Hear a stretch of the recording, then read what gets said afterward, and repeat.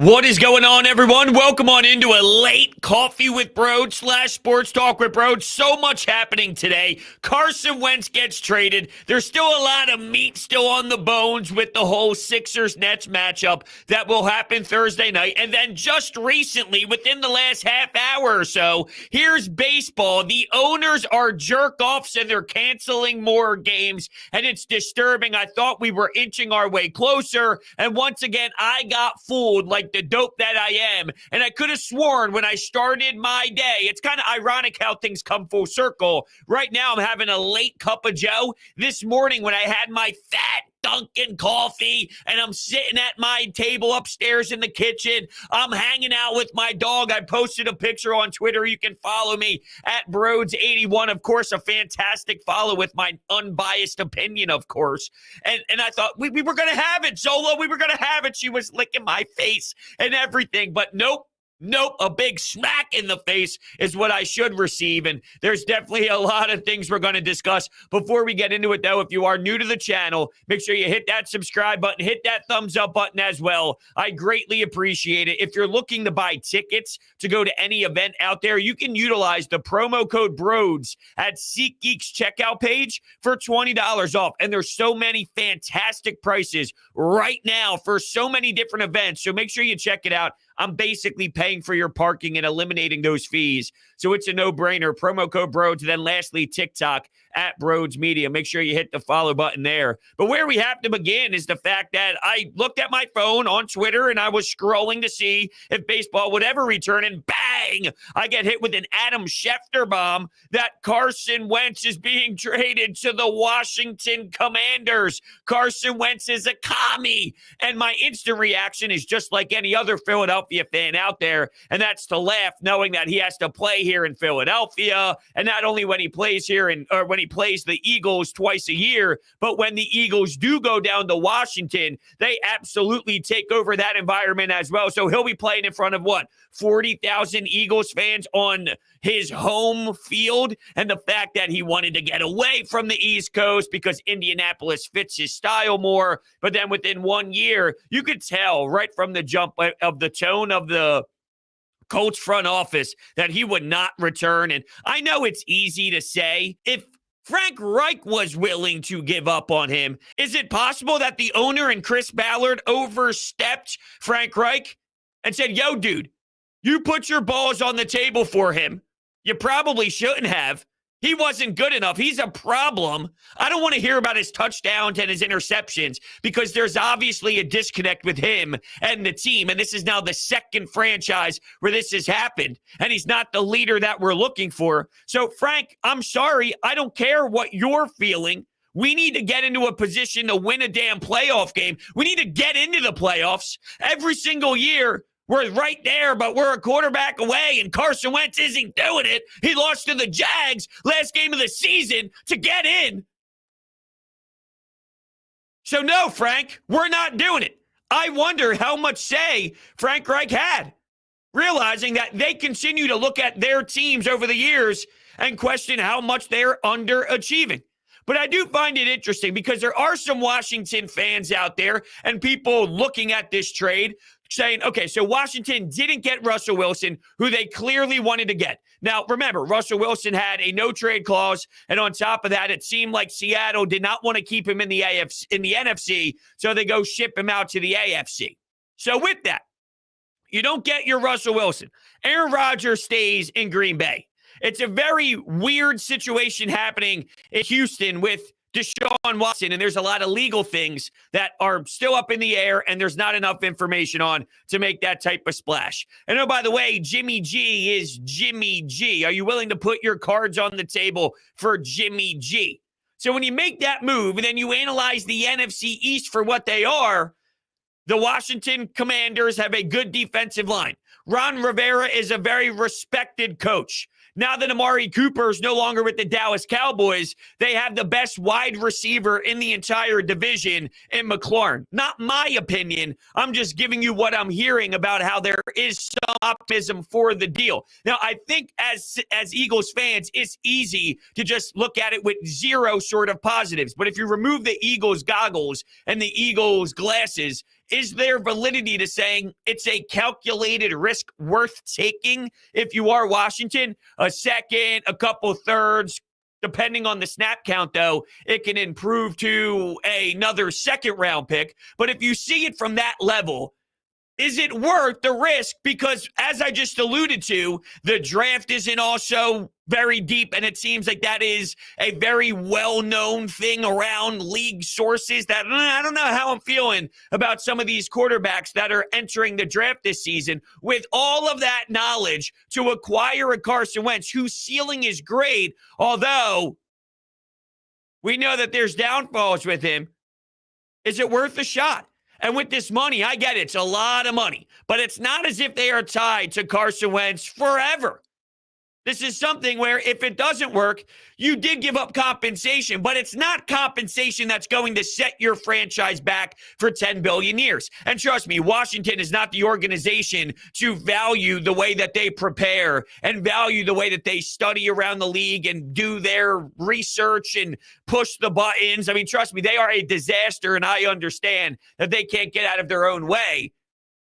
I'm not telling you I fully love it. But is it a calculated risk that you can at least understand the logic based off of every other option at the quarterback position not being good enough? If you feel that Taylor Heineke is better, and that's probably worth it with the second-round picks, because neither guy is going to be your long-term answer anyway. And if they bring in Carson, but they still try and target their franchise guy, whether it's a draft next year or they work something out down the road where Carson isn't the future, it's more of a stopgap 1 year, let's hope and pray he can give you a good season because the ceiling of Carson Wentz has been magnificent. Is there something to that thought? Maybe you feel that Heineke isn't anything that is significantly worse because Carson Wentz fails now, and Carson Wentz hasn't been the same since that 2017 run. And you keep your compensation and you keep your draft picks. I don't know. I mean, I think that obviously the best of Carson Wentz is better than the best of Taylor Heineke, but can you even get the best out of Carson Wentz anymore? And if it didn't work where you had Frank Reich, who clearly believed in him, and they have a lot of connection together on and off the field, they have the religious ties, and they have the winning the Super Bowl together ties. Even though he didn't play in that playoff run, the Eagles don't win the championship without what he did before he got injured against the Los Angeles Rams. So you're going to go to one of the most dysfunctional organizations, and somehow, some way, it's going to be able to click and be perfect and be solid. I doubt that. I highly doubt that. I'm not betting that that will occur. But I do need to say that there is a part of me that goes, I understand when you look at the other options not being available for you, and the quarterback free agency class is not big. And the Colts, look at the Colts right now. Chris Ballard is a very respected GM. And Howie Roseman pants them for that first-round pick and that third-round pick. And that's why I say all the time, even the best general managers and the top GMs in this league make disastrous moves all the time. It's very difficult to never have a hiccup and never have a mistake. And Howie Roseman literally annihilated Chris Ballard in that trade. Now, part of this I can tie to. Is it possible that Frank Reich at the time, who had a little bit more say, went, I want him, and demanded, not full on with attitude and with hatred and with despise, but with a loud vocal appreciation towards Wentz, saying, go get him. I promise you we will be good. And they fell in love with Frank Reich, and they fell in love with the words that he was selling about Carson, even though they had an upsetting feeling in their stomach about it, but believed in their head coach, so made that decision for him, and then obviously saw a lot that they didn't love and decided to pull the trigger on some sort of trade. There's so many different angles here for the Wentz trade in particular, and I look at this and I go, as much as his interceptions and his touchdowns were what they were last year, I hate to use the word intangible because I feel specifically with Jalen Hurts, that's something that we talk about all the time. But there's obviously something missing out of Carson Wentz, the person, that doesn't relate to his teammates, whether he's a nerd or he's a loser or he's just not cool and everyone kind of gives him the cold shoulder and the eye roll. I don't know what it is, but he does not connect with his teammates, and it's clearly hurting what's happening on the field no matter what organization he's in. The Eagles are a well-ran organization. Believe it or not, I know a lot of you out there don't believe that's the case. But when you look at all the top organizations in this league, the New England Patriots, the Pittsburgh Steelers, the Baltimore Ravens, you look at all these top tiers, the Green Bay Packers, the Philadelphia Eagles are looked at as a respected, know what you're doing type of organization compared to the rest of the league. And then you go to the Colts, who are another organization that's viewed highly by how they are ran with their management and their front office members. And it's not working in both spots. And it's ironic that this falls on the same exact day as Jeff McClain throws out an article that Wentz was upset with the Eagles' success to other injured players during the Super Bowl run. So he was voicing his frustration, and he was telling everybody how upset he was, and he was bothered while the team was flowing and working and creating some good juice and going on a playoff run when he was banged up during that time with the Eagles. I mean, it's a bad teammate is what it is, and it's a bad person. You can't I get it. You're going to be a person and you're going to have emotions. You're going to feel a certain type of way. And that's just inevitable. And that's called having a human being to you. It's being a human. I get it. But so you can't be bitching and complaining to your teammates. You could have the competitive fire and the competitive juice to want to be the guy taking the snaps and to want to be out there on the field and not being injured. There's a difference, though, between having that competitive nature and wanting to be the guy just because you're a quarterback and that's why you've made it out as far as you have, because you are different and you are wired differently. But at the same time, you're still a team and you can't be complaining that the team looks good when you're not there. That rubs his teammates the wrong way. And it's obvious that there's something to be said about his tone, his delivery, his demeanor that other players around the league, they kind of laugh at. They kind of laugh at it. And it's interesting, though, because you hear Chris Long speak about him vocally a lot of times now. And he goes, I had no problems with Carson. And you got to realize when you're in the NFL, when you play professional sports, people are different. And you're in so many different spots in your career.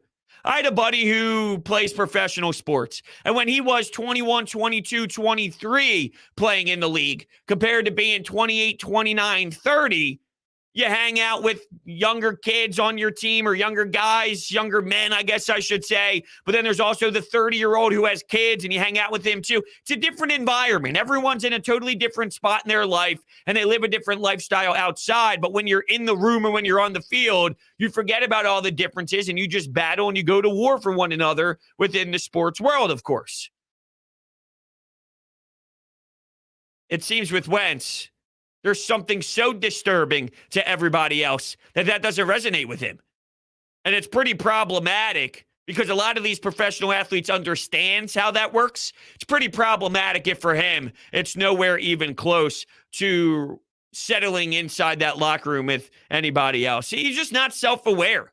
Not self-aware at all. How many times has coaches explained to him, hey, Carson, you got to throw the ball away. Hey, Carson, you can't score a touchdown on every single throw. You can't score 7 points on every single drive. Sometimes the defensive coordinator calls a play that perfectly counters what we're calling on the offensive side, and you have to throw it away and live another down. But he just doesn't understand when coaches coach him. I'm reading all these articles about the Indianapolis Colts and the beat reporters and the Athletic and all these pieces right now because I'm fascinated with their tone and what they saw out of him. And I'm seeing the same exact issues. He's not coached very well. And when people tell him to do certain things, he doesn't really do it. And he's not willing to grasp information. And he's not going to apply that to his game. He's the same old stubborn Carson Wentz. And I like stubborn in my quarterback. Tom Brady's stubborn. Aaron Rodgers is stubborn. Great quarterbacks are 1,000% stubborn. But then there's a level where it reaches stupidity and embarrassment. And with Carson Wentz, that's exactly what we have. And it just seems to be that in this position, especially in this game, in this league, this position, you have to have a relatable style to you. He's not liked. He's not liked. And if you're not willing to look to your left or look to your right when you're at the line of scrimmage, or if you're an offensive lineman and you're looking back and you see someone at the most prized possession on the field in the most prized position, and you don't like that person, you don't think that goes a long way with the entire vibe of the team and where they're at? I had all sorts of Carson Wentz fans and Colts fans speaking to me throughout the Eagle season, displaying their emotion towards Carson Wentz and his numbers are not bad. He didn't have a terrible vomit-worthy season. He failed miserably. The entire Colts team, though, failed miserably.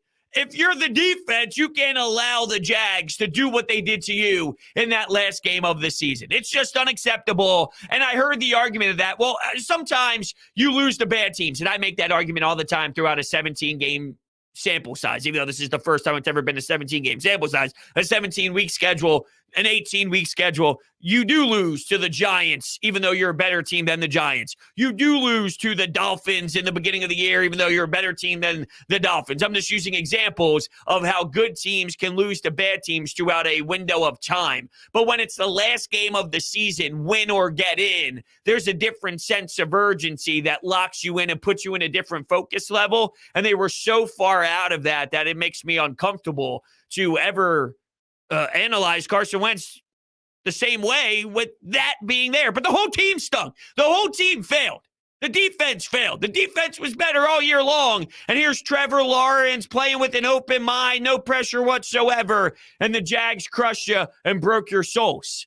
It goes way deeper than just the quarterback position. He had nice moments throughout the season. What was the Christmas Day game it was? I think, was it Christmas Day where they played the Ravens? Or no, the Ravens, wow, they got screwed early in the year where they should have got a win, but they didn't. And Carson Wentz put them in a drive during the late moments of the game. They missed the field goal, then ended up losing in overtime. Was that the Chiefs? Was that the Ravens? I don't know. There were a lot of football games I obviously spent a lot of time watching, but that was one. But he had the amazing throw and the amazing drive. I think it was Christmas Day. That was great. He wasn't the worst ever, but I feel like this is what he is at this point in his career. He's that season where he was starting out 5-7 and then rallies with some wins and has some nice flashes and carries a team for 2-3 games in a row, but then has some really bad games too. And it's big up and down. And by the end of it, his highs are super high, but his lows are the worst lows ever. And you can't have inconsistent play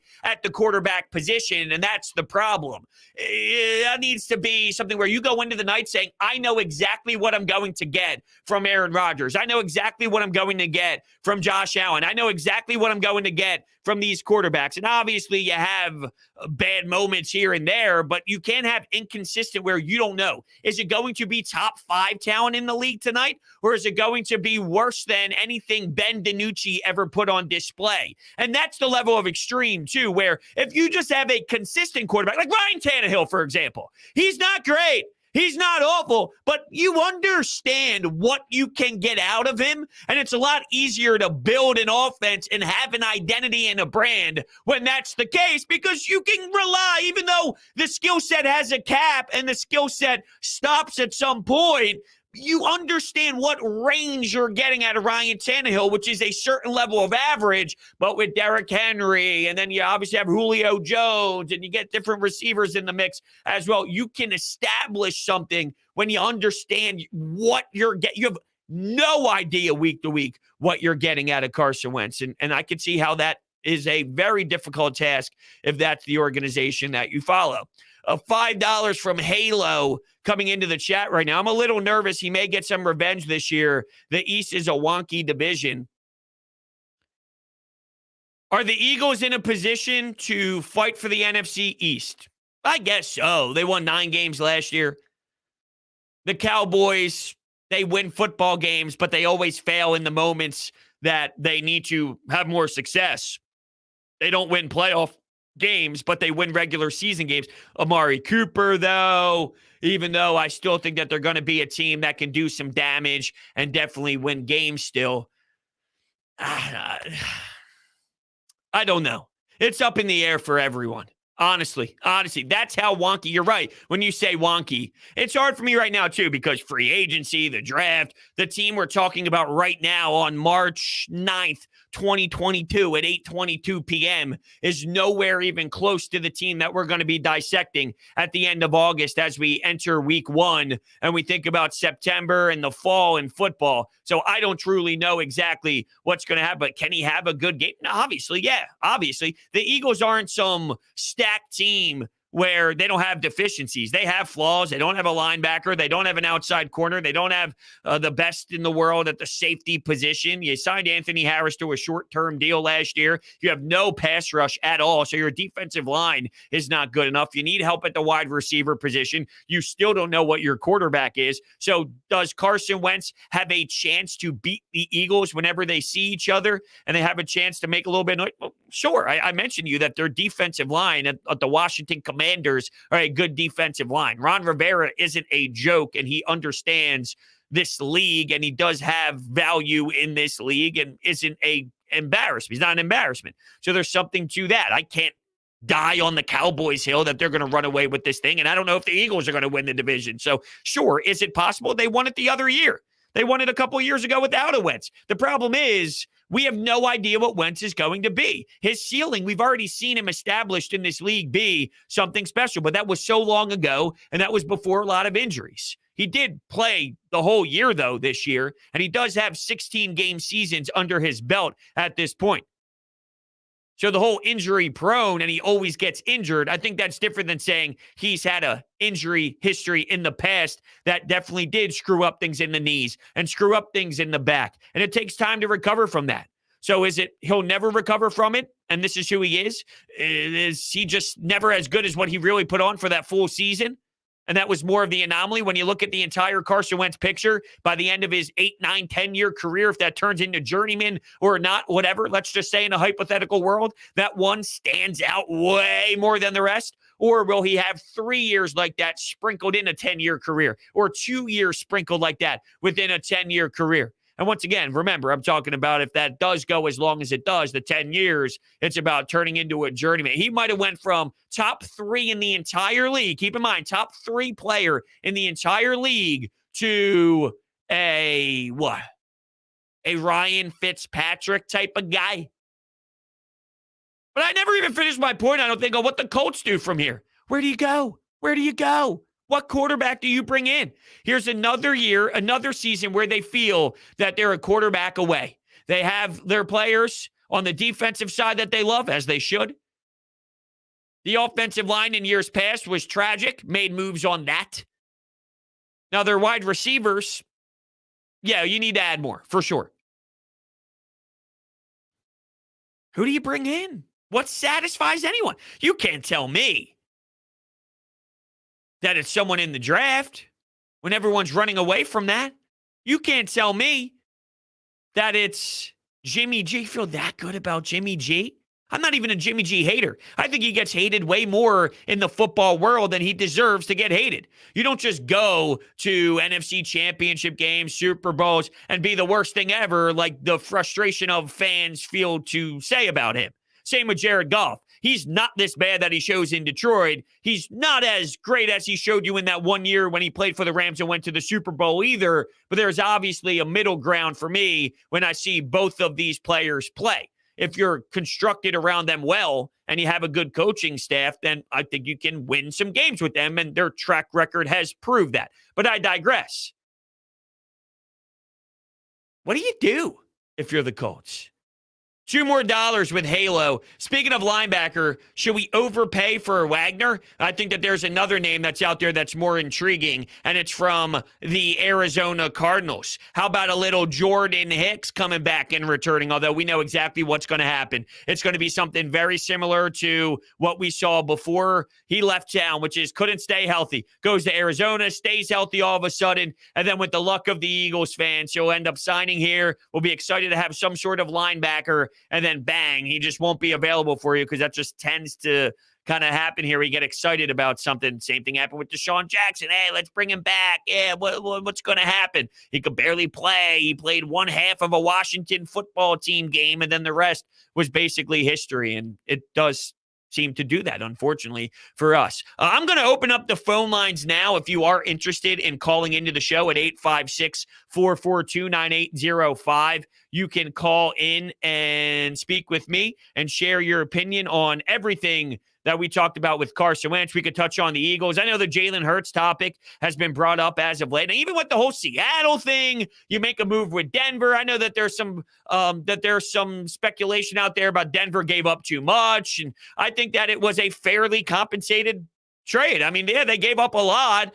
They probably could have even gave up more, to be honest with you. I mean, I look at this now and say, if I'm Denver, I'm not mad about what I gave up to get a Russell Wilson. There's no way that Seattle can feel great about Drew Lock. And the fact that you made the trade that you made previously for Jamal Adams and the compensation you gave up for that, it's just a very weird, bizarre set of a stretch that is confusing. And they're another organization that has been good as of late, that is looked upon as an organization that understands what they're doing.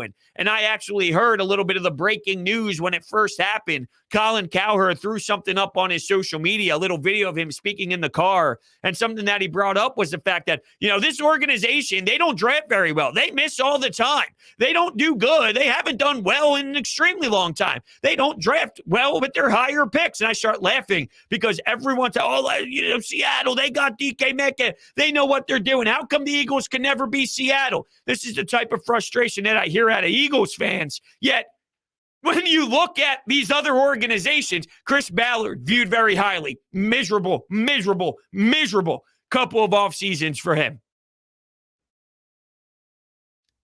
Seattle getting bashed for their track record of their draft picks. It's almost like even these really well-ran organizations, even them, have moments of ugliness, have moments of disgust.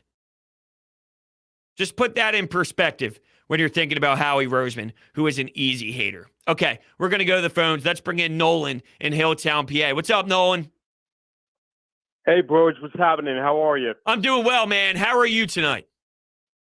I'm doing pretty good, man. I can't believe I'm saying this, and I never thought I would say this, but I just want to bring this up. The trading of Carson Wentz to the Colts for a first-round pick, and then the Colts trading him to Washington before the Eagles could even use the pick that we got, makes Howie Roseman look like a genius.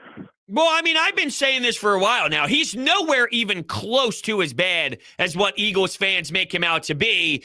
You go through any track record of any general manager in this league, and you'll find a J.J. Arcega-Whiteside. You'll find a Jalen Reagor. You just don't care about those people, and you shouldn't care because you don't have emotional ties. But when you look at the overall scope of general managers, every GM, not just Howie Roseman, makes bad mistakes, and Chris Ballard's one of those who is known to be a great GM in this league, and Howie pants them, and it just puts it in perspective. Howie isn't as bad as Eagles fans make him out to be. Yeah, and just the fact that, Wentz got traded, he went back to the NFC East, and the fact that the Eagles would have to, see him again. I think, what do they play? Washington twice this coming season, I believe. It's just been like such a crazy 48 hours around the sports world, from, Wentz getting traded to Russell Wilson going to Denver and Seattle getting back all those draft picks, and the fact that, baseball is still up in the air as to whether or not we're going to have a season or not. Just been a crazy 48 hours. Yeah, you're absolutely right, Nolan, and thank you so much. It's been all over the place. Some up, some down, some what, some wow, some huh, in what universe. I mean, it really does kind of bounce all around town for sure. We got tomorrow's game with the Sixers-Nets. You got this Carson Wentz thing, and yes, they do play them twice a year. It's a in-division game. And then on top of that, they have, I believe, the Washington football team, or the Washington Commanders, it's still going to take some time to get used to that, is going to play the Indianapolis Colts next season. So put that with a highlighter as well when you're thinking about the schedule and what games are going to intrigue you when you're watching some football this upcoming year. Yeah, I can't believe Russell Wilson got moved for that. I know everyone's like, wow, they gave up everything. Wow, they gave up Noah, and they gave up, what else? Shelby Harris. They gave up Drew Lock. They gave up some firsts. They gave up some seconds. If the Eagles did that, I wouldn't have been upset.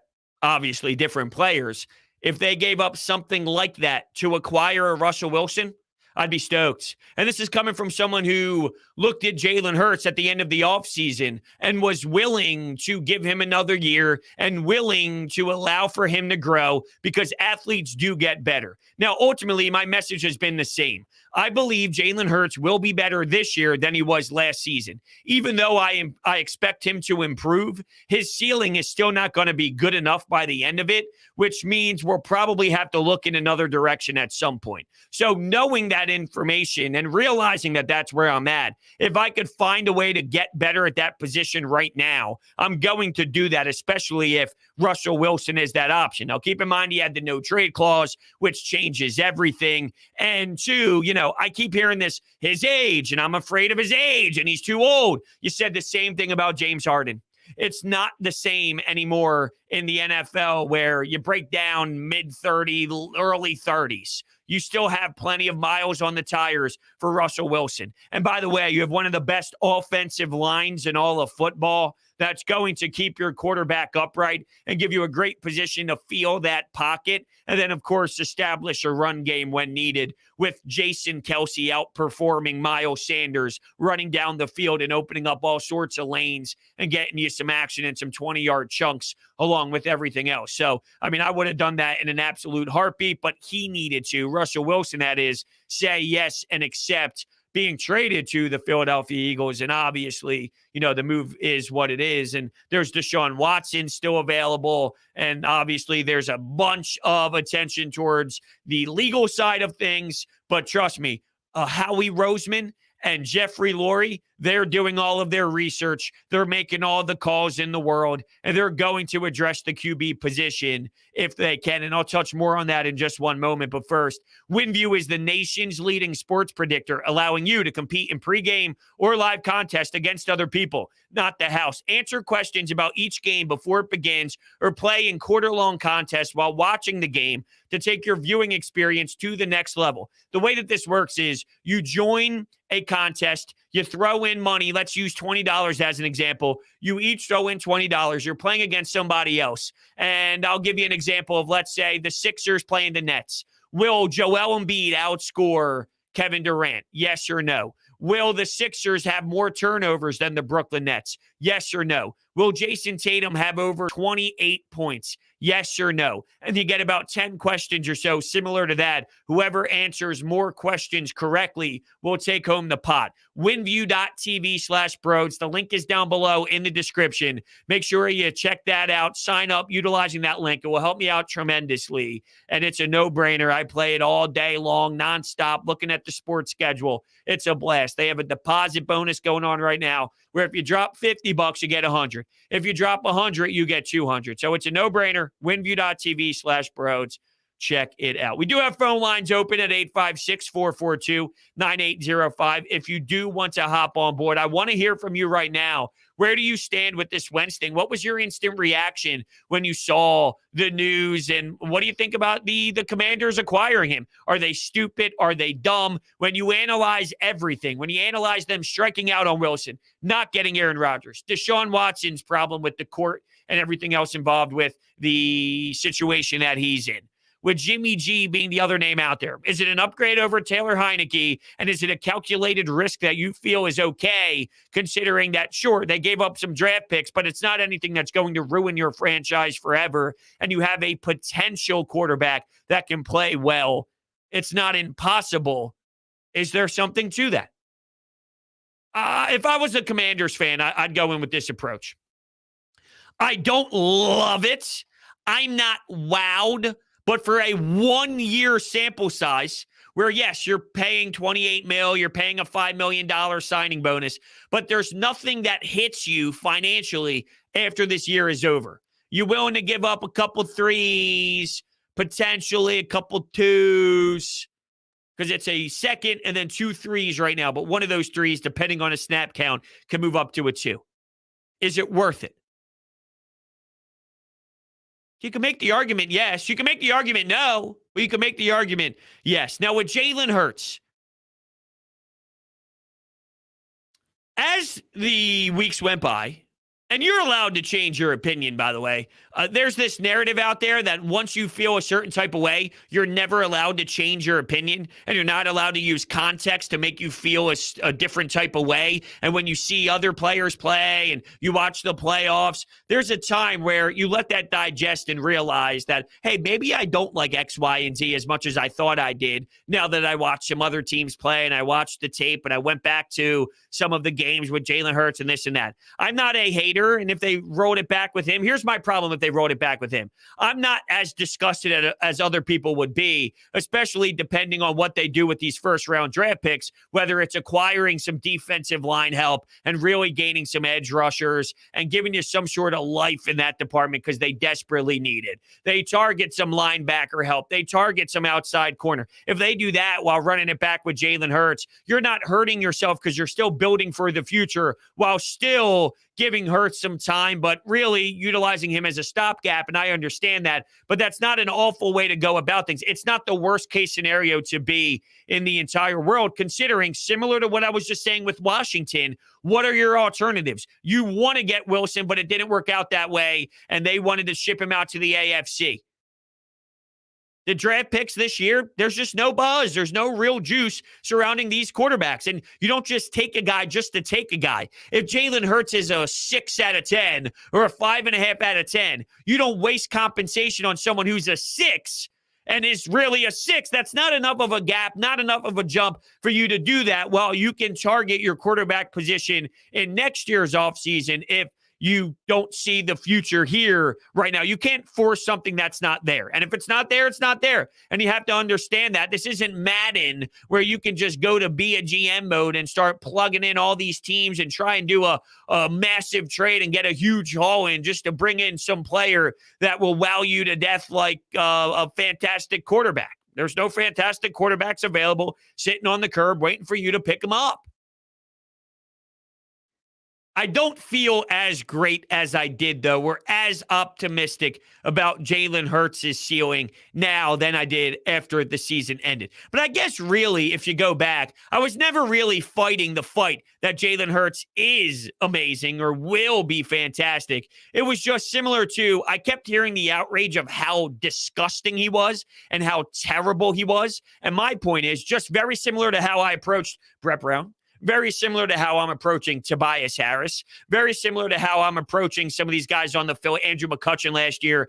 At times, Alec Boehm, although with Alec Boehm, I'm definitely in a very weird emotional spot with him at third base. But when people go so far in one direction of talking smack on how bad one person is, they may not be as great as I want them to be. And I realize that they're never going to reach the level that will satisfy us fully. They're not as terrible as they are portrayed by some. So I was defending Jalen Hurts more about, no, he's not a bottom, terrible, awful, just terrible quarterback like some of the Eagles fans out there claimed.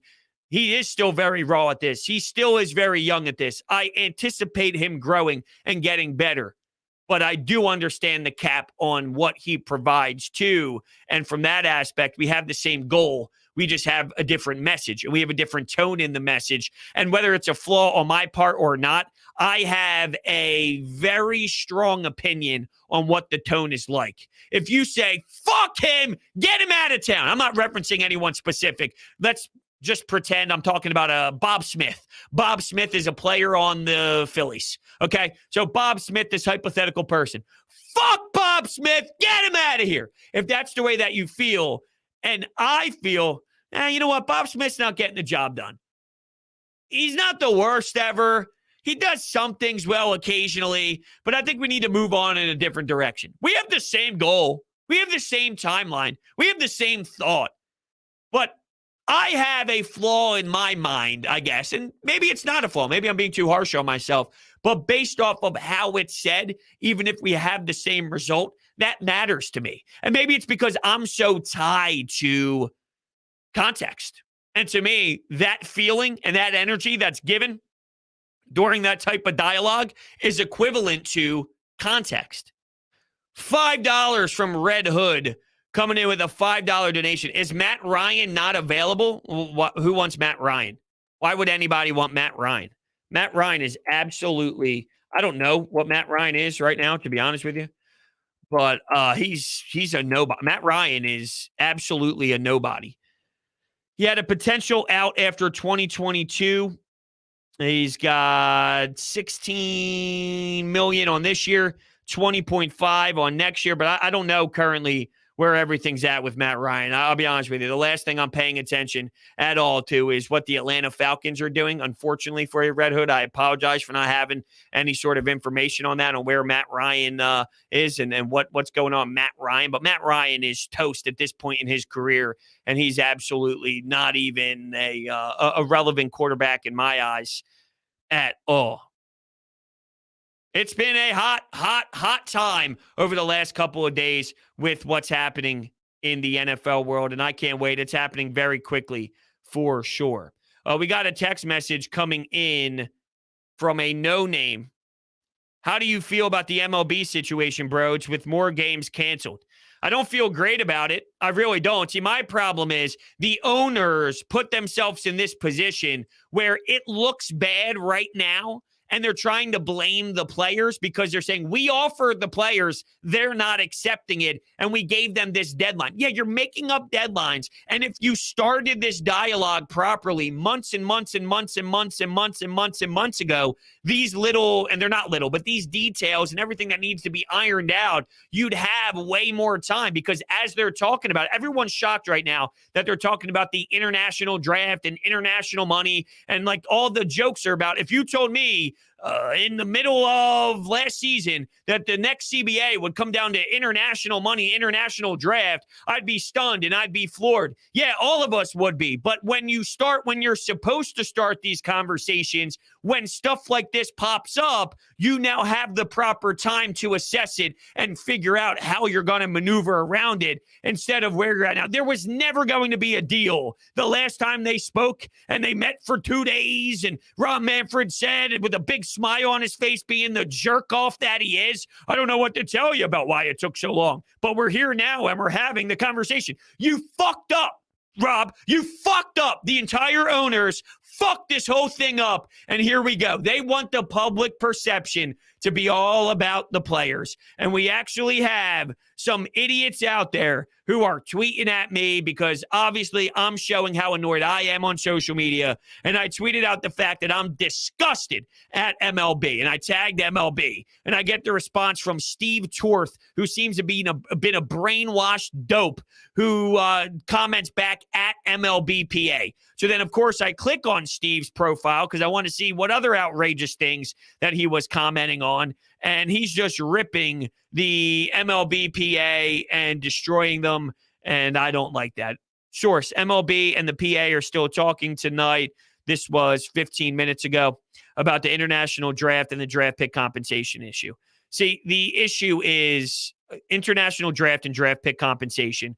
I mentioned money, but there's this whole thing with David Ortiz and how much in the Dominican Republic this money of some of these players really helps out the community. And it's a lot. It dives super deep. And I don't think any of us can really connect with how strong and how important some of these issues are. From a very broad sense, it seems you're close. Just connect the dots here. Dot the I's, slash the T's, get it done. But there's so much involved in all of this that I don't think that we can really connect with fully as a whole when seeing it. But yeah, I mean, they just make stuff up. That's what they do. They make garbage up. Oh, we're canceling games here. But wait a minute. Before you just canceled games tonight, you were willing to go back to 162 and bring back the original 2 series that you canceled. And the original week that you canceled, you were going to put that back on the table. But yet, instead of doing that, you're doing the complete opposite extreme.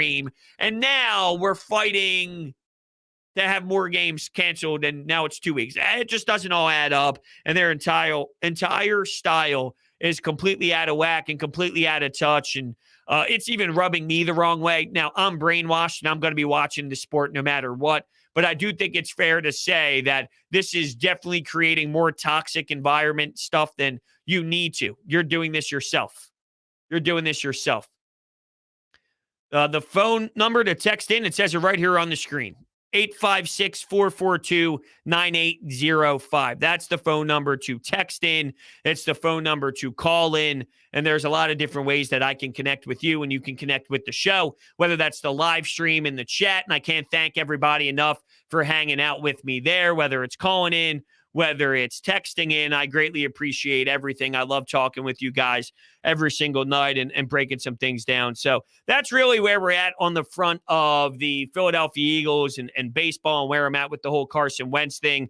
I also think that there's some storylines that are fascinating when you talk about the 76ers as we kind of flip-flop to a new topic, and Ben Simmons, and he's like an Instagram post that Barstool Philly put up about saying they can't wait for Thursday night, and he says likewise. And Andre Drummond talks about, which I thought was interesting wording, the fact that whether he's on the bench, whether he's in the locker room, this, and I'm like, hold on a second. You're now implying that he's there to show up just to spark everybody, but won't actually be on the court. Now, I wouldn't be surprised if that's the way it happens. If I was a betting man and I'm thinking of the Vegas odds, that's what I would do. Now, I can't believe these tickets are going for $4,000, $5,000. I would never pay that. In a billion years would I pay that to go boo Ben Simmons. I hate the guy just like anybody else, but there's never going to be a time in my life I'm spending that type of dough. You know how many shoes I can buy? You know how many clothes I can buy? You know what I could do with $4,000? You tell me I'm spending that much to go boo Ben? Come on, you're crazy for that for sure. So here's Andre Drummond. I know he's rehabbing and doing all of his stuff for his back, so that could be the reason why he doesn't come out of the locker room for the game. At the end of the day, he's traveling, and if he comes out, he comes out. If he doesn't, he doesn't. That tells me basically that you are not going to show your face. I'd be surprised if he does. It's not impossible. I'm not saying there's a 0% chance, but Andre Drummond making this type of statement publicly, I doubt he's just randomly spewing words out there. It seemed to be a methodical approach, and it's pretty bizarre that he's rehabbing and his back is going to hurt him enough to not go to Boston, to not be in Charlotte, to not show his face in those arenas, but then in Philadelphia, I'm going to make the trip to Philadelphia and I'm going to hang out with my teammates. Then I'm sorry. There's a huge hole missing in this story, as I alluded to yesterday, and it absolutely bothers me. Then we get this whole thing about J.J. Redick, and this isn't the first time that we heard this, but J.J. Redick's on a podcast breaking down the fact that he literally looks at Ben Simmons and has told him time and time again that you're not left-handed. You are right-handed. When you dunk, you go up with your left foot. When you write, you write with your right hand. Everything you do, you're doing it based off of being a right-handed player. Yet, I get it. You can be both. I mean, there's people who are good at doing things with both hands. That's a thing. You have one dominant side, though, and that's his right hand, possibly. And could you imagine being this deep into your career if you don't see that? You're done. You're done. I kind of sound like the TikTok thing there, huh? That little viral. You're done. You're done. But really, with Ben Simmons, you're telling me now, when he's 25 years old and he's getting traded and he's being mocked, and now all of a sudden it's time to break it all down and strip it. Now he's shooting with his wrong hand, or excuse me, now he's got to fix it and go to a whole different hand. It's amazing. It's amazing that it was ever allowed to even get to this length. Honestly. To the point where we're wondering what hand he even shoots with. Mind-blowing stuff. Let's go to the phones. Good evening. You're on Broads Media. Hey, Boats. What's up, man? I'm a huge fan of you. So, with the Philadelphia Eagles, right? Yes. With this whole Russell Wilson deal, like I understand there's 3 players that went to Seattle, and I'm more interested in the two first-round picks that the Broncos gave up for Wilson, and how that relates back to the Eagles. In my opinion, I think Jalen Hurts is a fine quarterback, but I don't think he can succeed on the level as like a playoff contender quarterback. In my opinion, I think they should find a trade partner for Jalen Hurts. Well, you wouldn't get anything much, and thanks for the call, man. I really appreciate it. If you're thinking about trading Jalen Hurts, and if you want to say that you're going to throw some some picks on top of that. Who's taking that? When you have a quarterback, you don't let a quarterback go. The only type of quarterbacks that you could somehow try and acquire is a Carson Wentz. And you saw what that reaction was like. No one's giving up Aaron Rodgers. No one's giving up these great quarterbacks. Russell Wilson is a disgruntled star that wanted out of town, not happy in Seattle, and had a no trade clause. So he got to basically choose where he wants to go. And that plays a massive role in what you can acquire as well, which is these players have to accept the Deshaun Watsons, all these big time name superstars.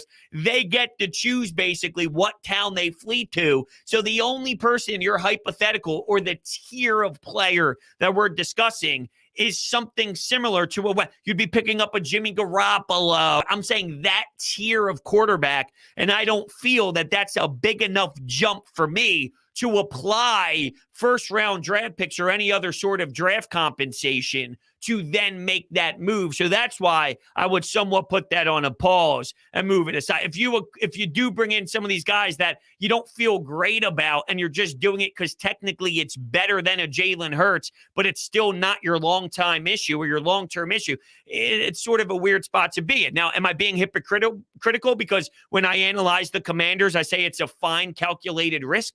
There's a little bit difference here, and that is the Washington football team are a disastrous franchise where this is something, if they can get it right and they do strike gold and they do get lucky, I find that different than an organization who does have sustained success and they do have a mold and they do have a brand and they do build from within the trenches and they kind of know how to get things back on track. The Eagles are accustomed to winning football. The Eagles are accustomed to competing for the NFC East. Every year we feel good about having a fighter's chance. Now, this year we had a cap on what we felt like, but circumstances dictated that.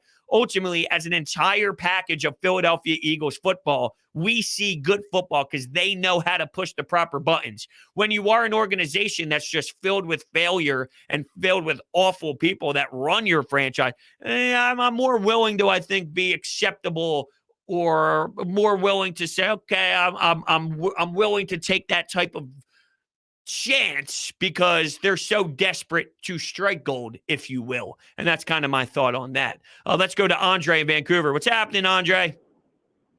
Not much, bro. It's not much, man. You know what? I'm glad to see that you finally reached my level of why so much hate for Ben Simmons to the point where tickets are now $4,000.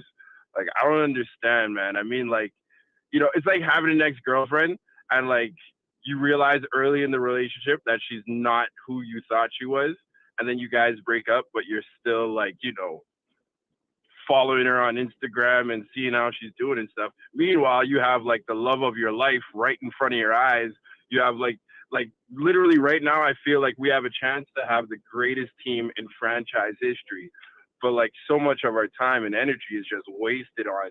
Yeah, but you know what? I do so I'll say this. I do still have when I brought up the tickets, I don't understand how they ever got that much, and I would never spend that on this. But with that said, I do understand the frustration with Ben, and it's still inside of me to the point where I'm willing to allow my emotions to be fired off towards him because he did something so disturbing in so many different ways. I mean, first off, he's faking mental health for money, and that alone, no matter what your occupation is, will bring me to a level of and right now I'm boiled up just thinking about it. So Andre, I do, and sorry, I got to cut you off there. We had some background noise that was getting a little loud and a little bit intense in my ears, but I do get getting all pissed off. I think I kind of see it a little bit differently. I don't know if maybe you misinterpreted my tone on where I'm at. I constantly bring up Ben Simmons, and I always fight with the people that think we shouldn't bring up Ben Simmons because this is so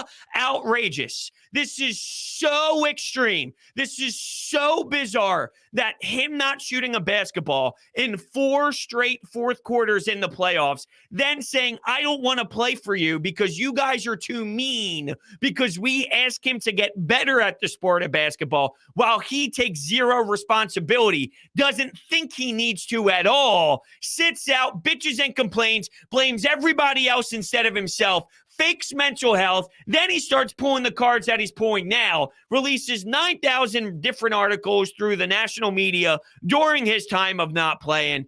I think it's totally acceptable to be outraged by Ben and talk about Ben and bring Ben up all the time, especially when it's Ben Simmons week. I love you, Andre. I know you're calling a lot. We normally do talk and have some great conversation. Unfortunately, I had to let you go pretty quickly there just because of the background noise. But yeah, it seemed like maybe you misread my tone or misheard my thoughts on it all, because if you want to rip Ben and you want to talk about Ben and you constantly talk about how much he's going to suck in the half-court set for Brooklyn, and that's something that you bring up all the time with Kevin Durant and Kyrie and how's it going to fit and the spacing with Andre Drummond, it's totally acceptable in my eyes to still focus on Ben. It ties together with the Eagles too. Let's use Carson Wentz as the example. When you move on from Carson Wentz and he's now playing in Indianapolis, now he's in Washington, which is crazy. But you think about Jalen Hurts and everything Jalen Hurts did, we still kept an eye on Indianapolis. Why? Because when you make a move and you make a trade, what the other person does in the other city that they're in, while it might have not have been the same in your city, it still does matter to the context of the scenario. So whatever happens with Ben and researching what Ben is doing and studying how Ben is doing and having those emotions poured out towards Ben, it still matters because it tells you about something with this entire story that's filled with one of the most obnoxious set of drama-filled storylines that I could imagine when covering a certain player. That's the way that I see it for sure. Broads, what do I think about what do you think about the X number 25 trying to get his $20 million back? Yeah, I think that he's an absolute idiot. I think that he's a liar. I think that he's a bad person. I think that he is not approaching this properly and professionally at all. I did basically an entire show yesterday about it. If you didn't see it, make sure you definitely tune into that one and check it out. I screamed for about an hour and 15 minutes and took your phone calls, just bashing how foolish he was and how he's pretending to have mental health issues to get paid. And I firmly believe that. See, it's a very tough thing to do, which is criticize where someone's at in their own head. And that's why they're pulling that card, because they know it's difficult for people to do that. And you never want to question how somebody else feels. But I won't let them get away with it because their story has 7,000 holes in it. So that's how I feel about it. Ethan texts in and sends. Okay, so speaking of yesterday's show, I can actually pop this up on the screen. If you remember, we had a caller call in, Ethan, and he was talking about making a sign for Ben Simmons. He made a sign for Ben Simmons, and he sent me the sign on the Anytime Hotline and put a picture in for us. Here's the poster for tomorrow. Thank you for your inspiration to relate it to Kendall Jenner. That's amazing. So here's the sign. Kendall left you for someone that can score. That's great. I love it, Ethan. That's phenomenal. See, that's the type of jabs. That's the type of stuff. You're not going overboard, right? You're not throwing anything at people, which I really hope it doesn't get to that level. But I just know there's going to be two dopes out there unless Rich Paul plants people in there to make it look even worse than what it is. I know there's going to be some idiots that do stupid stuff, but Ethan going with a sign like that's the type of stuff that I can do. That's the type of stuff that I can get behind, for sure. All right, where are we at here with these texts? Oh, sorry, the thing's not loading here. Just frustration with Manfred. Frustration with Manfred. I know. I'm right there with you. I'm absolutely right there with you. I love that the chat is enjoying the sign as well. Yeah, I thought that was a good one. I really did. And speaking of that game, though, how about George Niang coming out publicly and taking shots at Ben? This dude, he's all about the energy, right? He's a role player. He's willing to play that energy card. He's willing to get the boys going. He's the minivan. Well, how about him saying it is what it is? He's taking shots right at Ben Simmons. It is what it is. And the way that he was talking about Ben Simmons, it's obvious that he has a certain type of feeling about him. Now, I will get the quote exactly about what George Niang said.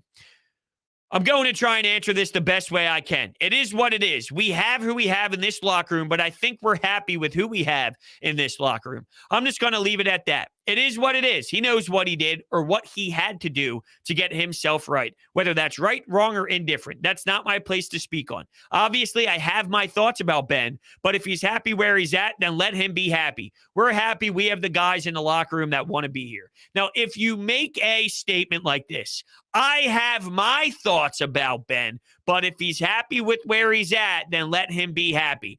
That basically admits that you don't believe in him. And this is my speculation on his thoughts and on his comments. But the way that I interpret that, once you make that type of statement and you have to clarify that, well, I feel a certain way about it, but who am I to speak about his happiness? It basically admits that you don't believe that maybe the way that things were handled went down the right way, which makes a lot of sense because any human being with a brain would feel that way. But I love it. George Niang's just being a hell of a role player right now, and he's balling. He is balling. He's so much fun. That game tomorrow is going to be insane. And I have so much angst for it as if this is a playoff game. As this is an NFL game, Sunday, 1 o'clock. It's the third game of the year. You got the jitters thinking about the season kind of getting rolling. It's the first couple of games under your belt. You're trying to learn what your team's all about. And how about that? You're getting for a regular season. There's so many more storylines to just tomorrow other than Ben Simmons, but obviously that's going to take the crown. But what about with James Harden? That's a simple one. But James Harden leaving Brooklyn. He hates them, right? I'm saying that type of attitude. He hates them. Go out there and shove it. Shove it in places that'll be uncomfortable. That type of mentality. Love that. How about the fact that Kevin Durant, Joel Embiid, when they were talking smack after the games previously this season. And they both addressed it after the game. They're competitors. That's what they do. That's what somewhat kicks into gear a bit when you play at this level. And we appreciated how much respect they had towards one another when playing that game and chirping and, yapping at one another. It's phenomenal stuff, and it's very entertaining. But that's an angle here, too. These two teams, Seth Curry, Andre Drummond, bringing back their bodies. That's the way that I just described them, returning to the floor for the first time here in Philly after what they did. Short-lived, obviously. But speaking of Seth Curry, if you're keeping track of his game log, as it seemed a lot of Sixers fans who despised the James Harden trade did early on, what did you think about the other night once again, where he did not shoot very nicely, he did not execute very well, and he did not score a lot of points? The whole Seth Curry love has been a bit quiet as of late. And as I say this, I feel I know exactly what's going to happen. He'll put together like a 28 burger or a 32 burger at the Wells Fargo Center Thursday. And then say sort of like the Halliburton or one of those games where he has his career high, but the previous 4 or 5 games, he gave you 11 points, 13 points. But when you see him, he scores 39, and it just makes your vision a bit blurry on what actually happens and how well a certain player actually plays. Speaking of, though, I talked about identity. Now, what was I referencing with identity? I don't remember. I swear I do this once a show at this point. And that's bad. I've been doing this for a long time. Losing track, but also acknowledging that I lost track. And I do it differently here than I do on the radio. If I lose track on the radio, I don't even stop and slow down. And I just obviously resurface and kind of hit a new window and just go for it. For some reason, when I'm here and we're doing it on Broads Media, kicking it, I'm always like, I just fucked up. I don't know. I don't know why that is, and I don't even know why I'm explaining that, but that's where my brain just took us. Anyway, at some point, since we're somewhat talking Eagles and we're talking a little bit about Wentz and all, I think maybe I could tie, however I just mentioned identity, back to the Eagles. Here's one thing that does bother me a bit about where the Eagles are heading into next season. Last year, it was assessment year, was it not? We need to learn about Sirianni, which I thought we got some answers. We need to learn about Jalen Hurts, which I think we got some answers, but not as many answers as I would have liked to get. I would have liked to be in a better position with Jalen Hurts than we are right now. With the Eagles, though, I feel we're entering next year with another assessment year. Well, what's Sirianni? What is Jalen Hurts? Is he good enough? Is he not good enough? Doesn't it almost feel, and I know we got some answers on some positions we need. You need defensive line help desperately. You need more pressure. And they believe in the trenches. They're absolutely 1,000% going to go towards a position in the trenches, whether they go grab someone from Michigan, nod, nod, wink, wink, but they go grab some help at the defensive line position. They know what they need to get at linebacker. They need help on the opposite of Devontae Smith. They have more of an idea of what holes they need to fix now that they saw the season that they did last year after seeing it play out the way that it did. But with the head coach and the quarterback, the two most important positions, I almost feel we're entering the same exact type of mental season. And I don't know if that's where we should be, honestly. And for someone who gives the Eagles a lot of credit for what they do, and keep in mind, I have no idea what they're going to target in free agency. There were some reports that it won't be as heavy as you would like. It won't be as big named as you may like. All right, put that down and see where they end up by the end of it. There's the draft. There's free agency. There's moves that are going to be made. So maybe I feel differently by the time the offseason's over and they head into the season with a bunch more talent and a bunch of different players and some gap fillers filled in there too, like your Steven Nelsons of the world. And when you think about the championship, you're the Chris Longs of the world, like your stopgap kind of guys that you can plug in for a little bit. There's going to be them too. It's not always just about a 26, 27-year-old future star that you're going to build with, or a young prospect, or not a prospect, but a young rookie that you draft that's going to be here forever. It's not just about those guys. You also have to nail your veteran, one-year prove-it deal type of players that you can live with for one season to help you out and fill certain gaps. There's that too.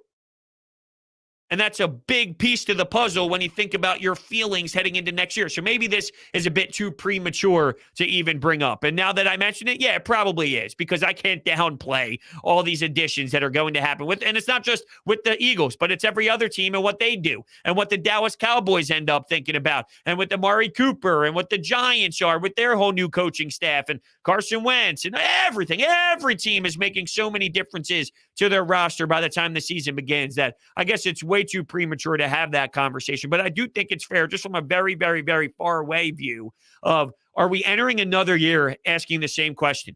Who's Jalen Hurts and who's Nick Sirianni? And if so, we didn't get enough out of last year as I would have liked to.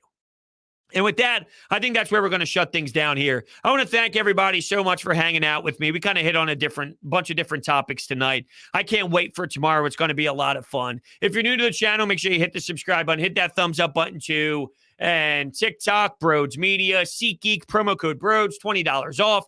Winview.tv/Broads. The link is down below in the description. Make sure you check that out also. And with that being said, I will see you guys tomorrow with the huge game here in South Philadelphia.